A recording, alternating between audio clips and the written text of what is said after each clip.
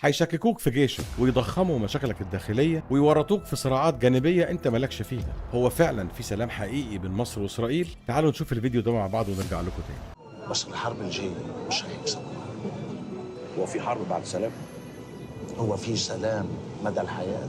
وبعد ما شفنا الفيديو يا صديقي، في سؤال بيدور في دماغ ناس كتير جدا اليومين دول، خصوصا مع التوترات اللي حاصله حوالينا. هو فعلا في سلام حقيقي بين مصر واسرائيل ولا هو مجرد حبر على ورق؟ وازاي الكيان الصهيوني بيشتغل من ورا الستاره؟ والهدف هو جر مصر لمواجهة عسكرية مباشرة، وطبعا مش هتكون مع إسرائيل بس. وهل انتصار 73 أنهى حالة الحرب ما بين الجانبين ولا اللي جاي أخطر من اللي فات بكتير؟ النهاردة هنتكلم معاكم بصراحة من غير تجميل ولا تزيين عن الصراع المصري الإسرائيلي الأبدي، وإزاي قواعد اللعبة بتتغير بناء على المعطيات اللي على أرض الواقع. ومع تغيير قواعد اللعبة لكن الهدف واحد، فنجان البن التمام. ويلا نعرف الحدوتة سوا.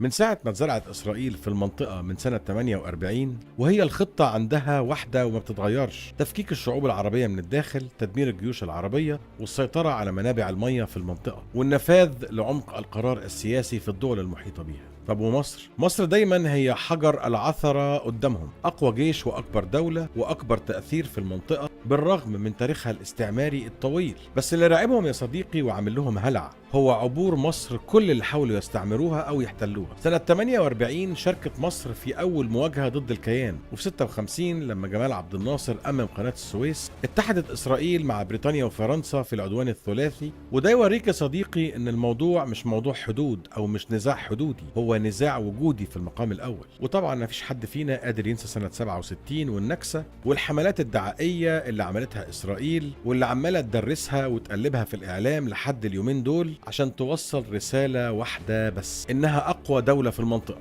ومش هيكون ليها نصيب في الهزيمة من أي دولة عربية. بس الرد كان قاسي ووجعهم قوي في 73، شافوا بعينيهم وأدركوا يعني إيه الجيش المصري.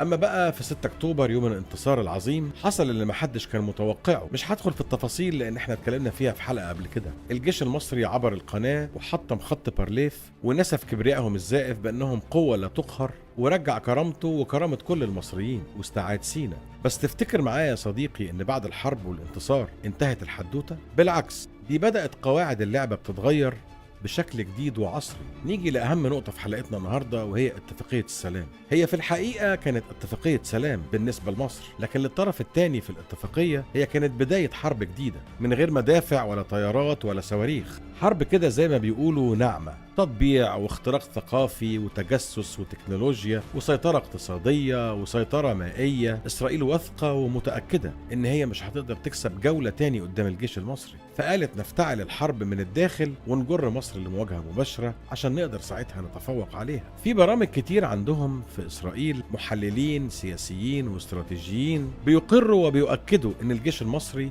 هو التهديد الوحيد ليهم في المنطقة. مش بيقولوا حزب ولا ميليشيا، بيقولوا الجيش المصري، لأنه فعلا بمعنى الكلمة هو جيش منظم قادر يحمي مياهه الإقليمية وسماه وأرضه. نيجي بقى لقواعد اللعبة الجديدة اللي قلتلك عليها. كل كام سنة يا صديقي يفتعلوا مشكلة ويقوموا باحتلال أو ضرب أو الهجوم على غزة. ليه يا صديقي بيهجموا على غزة؟ عشان يولعوا المنطقة ويقيسوا ردود الأفعال ويضغطوا على مصر إنها تتدخل، إما بالوساطة أو بالمواجهة العسكرية. ولو مصر ما انسقتش ورا أهوائهم ووافقت على المواجهة أو رضيت بيها، على طول يتقال: إزاي مصر سايبة إخواتها في غزة يتضربوا ويتقتلوا ويتشردوا؟ ولو القيادة عندنا مش حكيمة ونجروا للحرب، يبقى ساعتها أنت دخلت حرب هم اللي خططوا لها، والطبيعي إن النهاية محتومة. أما بقى في الجنوب فقواعد اللعبة بتتغير كمان. إسرائيل وطدت علاقتها جدا مع إثيوبيا، وسيبك من الكلام الرسمي لأن في شغل كتير جدا بيحصل من تحت الترابيزة. وأنظمة الدفاع الجوي الموجودة عند سد النهضة هي أنظمة دفاع إسرائيلية، والتمويل يا صديقي هو تمويل إسرائيلي، تمويل صهيوني. وده بيحصل عشان يضغطوا على مصر من جهة المية، لأن المية بتعتبر أمن قومي، ويخلقوا شوية صراعات جانبية بيحاولوا يعني يشغلوا بيها الجيش المصري. هم نسيوا مين هو الجيش المصري وعمل إيه فيهم في 73 ولا إيه؟ لكن يا صديقي مع كل اللي بيحصل ده الجيش المصري صاحي وواعي وبيفكر كويس. ومصر مش بلد سهلة، ولا مصر بلد صغيرة، ولا شعبها عمره ما كان في يوم من الأيام غبي أو حتى خاين. عشان كده يا صديقي لما تلاقي تحركات غريبة من دولة الكيان في البحر الأحمر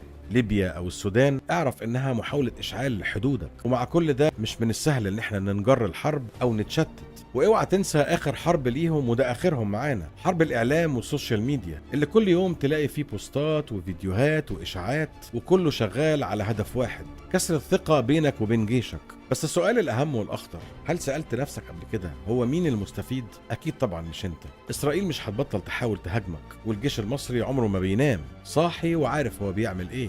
الصراع شغال بس بأدوات جديدة، ودلوقتي هو دورك ودوري ودور الشعب المصري. لازم تبقى واعي وفاهم ومدرك ومتأكد انك جزء من المعركة دي، حتى لو انت مش شايل سلاح. احنا عمرنا ما كنا دعاة حرب، لكن في نفس الوقت مش هنسيب نفسنا نتجر الحرب، ولا هنرضخ لحد عايز يجرنا الحرب. احنا صناع القرار في كل حاجة. الصراع ما انتهاش ومش هينتهي، لانه صراع ابدي، بس اللي فاهم ايه اللي بيحصل بيعرف يتصرف كويس. اكتب لنا في التعليقات يا صديقي، هل انت شايف ان الكيان الصهيوني بيحاول يجر مصر لمواجهة مباشرة، ولا شايف ان السلام باقي ما بين الدولتين؟ والسؤال الاهم والاخطر، لو الظروف ادت ان المواجهة هتحصل، هل احنا مستعدين؟ ما تنساش تعمل شير، لايك وسبسكرايب، واهلا بيك في اي وقت. كنت معاكم رفيق عادل في اصل الحدوتة، واستنونا في حواديت جاية كتير. اشوفكم على خير.